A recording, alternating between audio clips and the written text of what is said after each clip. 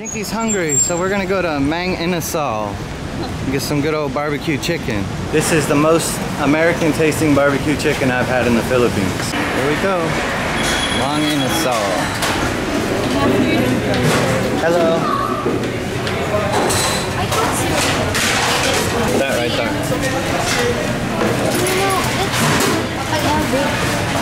The one on the bottom? I want the one on the top, just one.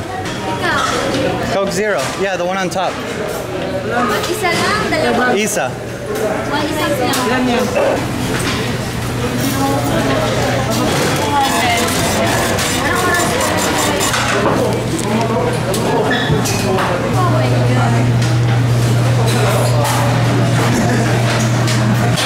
They brought soup for Jinky. Very, very sour. But she likes sour. Food has made it. Salamat.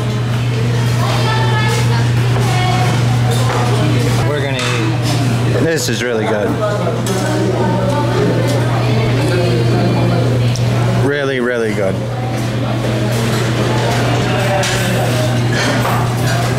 This place is so good.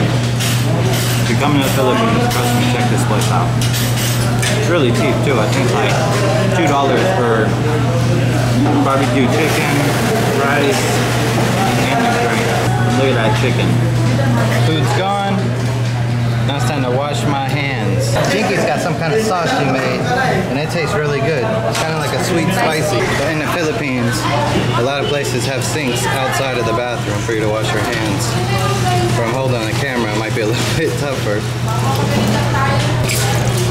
Jinky's still eating.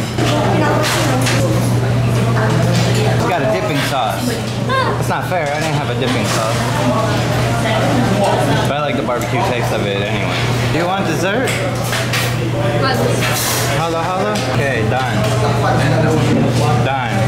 230 pesos. $5 for all this food. Not bad. The soup's complimentary, right?